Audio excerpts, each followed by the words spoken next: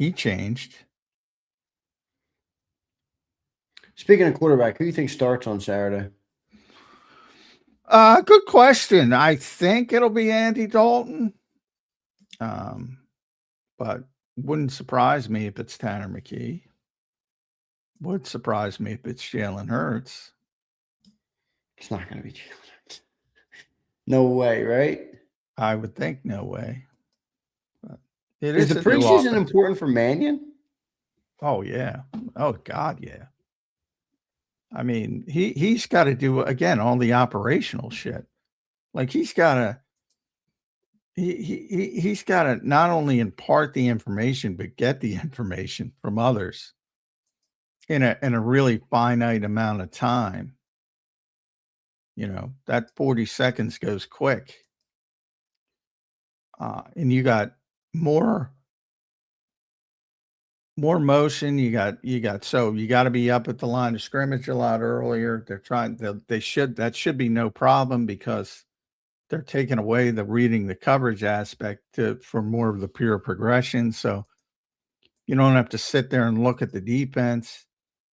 You have to make sure all the position coaches are on point when it comes to changing those personnel groupings because they'll use 11, 12, 13, 21.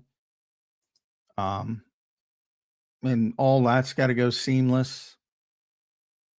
Be nice if they could eliminate penalties on rub routes, but that's maybe a pie in the sky because they're going to run a lot of rub routes, so they better freaking figure it out. Yeah, I mean, I would say about anybody, the biggest story is Sean Mannion and what it looks like.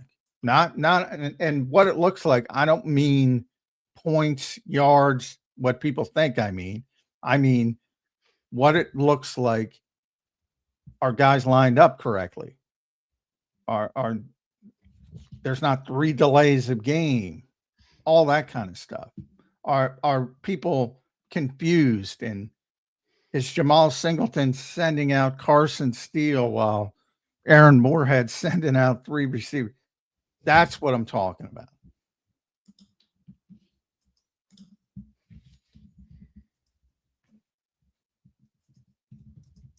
And if that gets ugly, it's going to get ugly in Philadelphia quickly. Yeah, well, it is good first reps for Mannion to get some plays called and things like you just said. So we'll see what it looks like for him. You know, he's got to work on that. Obviously, it is new to him.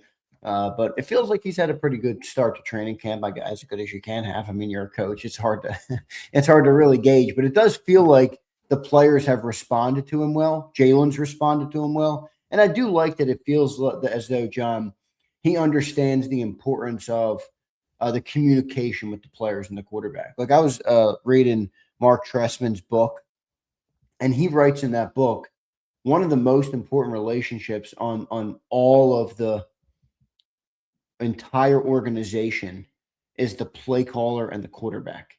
And if they don't have a good relationship or a good form of communication, it's going to permeate. And it feels as though Sean understands that he needs to have that with Jalen. I'm not there. I haven't talked to Sean, so I'm just going off of what I've heard and what I've listened to. But it does feel as though that's the case for me. I don't know if you see it differently.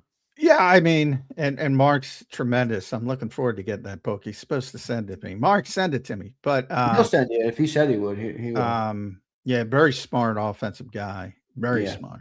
I mean, Sean's a quarterback. Yeah, he understands the relationship part of it. That part doesn't concern me. Like people are making a big deal. I don't know. I've heard a couple people say he doesn't even know if he's calling the plays from the field or in the box. I don't believe that for a second. I believe he did say that, but I think he was instructed to say it just to keep. Again, Nick Sirianni's obsessive with competitive. He doesn't want to give any information out at any point. He's a quarterback a long time. He's going to be on the field. If I'm wrong, I'm wrong. I don't think I'm wrong. He knows where he's calling the plays. And it's going to be on the field. So he understands that relationship. You're not going to have the same feel if you're up in the booth with the quarterback and that kind of stuff. And again, he's decade in the NFL as a backup quarterback. He understands the dynamics of it. That part to me is not the question. The overwhelming amount of information coming at you and digesting it is the stuff you got to get used to. And again, a very short period of time. And usually that's going to take some experience doing it. There's no other way to replicate. The Eagles try to replicate it as much as possible in practice. They have coaching headphones on a lot. They have call-it periods a lot more than they typically do, as Nick said, to try to get them prepared.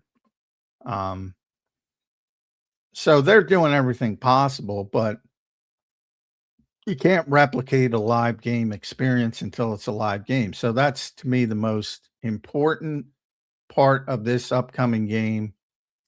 And number 2 is not close. How he handles the communication, inputting and outputting the information. As a first-time offensive coordinator, first-time play caller with very little coaching experience overall. Well, what do you make of the way Jalen has spoke about him in terms of like the explanations for why they're doing things? Like, it doesn't ever feel like, again, I'm just going off of what I heard.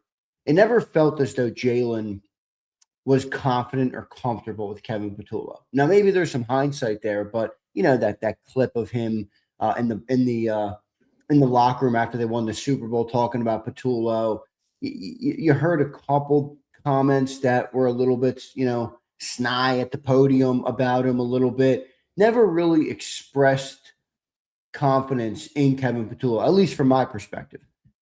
It feels as though Jalen's given a little bit more so of that to Sean Mannion.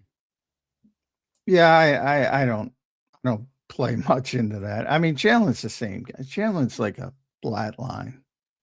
The way people parse his comments, he's the same through all of them. Same guy. The little difference is he's very intentional. We always use that word. He's very intentional. The little difference is, like last year, the big thing from his perspective was not practicing what they were trying to change to. And he didn't think it made sense from that standpoint. And I agree with him. That was what it was about. Usually when he's asked about coordinators, he defaults to, well, it's not my job, basically, in a very Jalen Hurts way. It's not his decision, so he tries to make it the best case of it, and he doesn't use it as an excuse, yada, yada, yada. Now, I think he knows he's in a different position this year than he has been in the past with the contract standpoint, and he's got to have a good year. So I think there's a little amped up understanding of this has to work. So the quickest reason to make it not work is to make it evident that you're not thrilled with the offensive coordinator, which you would never do in the first place. So I think that's a long way of saying I think people take way too seriously and parse his words way too deeply. I get he's the starting quarterback, but he's the same guy. He was the same guy through Shane Steichen, Brian Johnson, who was a family friend. Like he is intentional, though. I mean, you always say that. He's very intentional, I think, about what he says. Yeah, even if he is even keeled. I do agree he's very even keeled. He's very intentional about the success or failures, and when things are not going well. So that's the difference people see. And I can't force people to say, like, well, he doesn't like this guy and he likes this guy. Like, I mean, if you want to rate, Brian Johnson would be the one who would be the closest to him. I mean, that didn't work. If you want to go to the quarterback coaches, you have a similar turnover. Scott Loeffler would be, the guy he's shown the most interest in, that, and that didn't work. So, I mean, to me, it's all about, does the offense work or does the offense not work? And then if it's not working, you're going to hear the same things. Well, Jalen doesn't like, and it's not going to be true. But you're going to hear similar things. I don't know. It does. So you don't think he sounds any more comfortable or confident in Sean than he did previously, even if it's playing politics? I mean, it might be. He's got a contract looming, maybe. Well, I think I think there is. Yeah, I think that part of it's real. He understands it's different this time. But I think even in that case, I think most of it is he's fine with it now because they're doing it the right way. They started in the spring. They're doing it throughout training camp. So now it's like, well, it's not my job. Would he prefer to do something else? Probably. But it's not his job to do that. So it's his job to take the marching orders and do it to the best of his ability.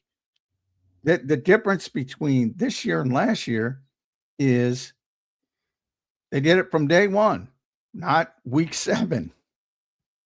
Now, if they get to week 7 this year and say, you know what, this stinks, we're going to go to Josh Grenard. It's not going to happen. We're going to go to Josh Grisard. We're going to run his mindset on his version of this scheme and change some things up. He'll have the same pushback. Like, what are we doing? That's off-season stuff.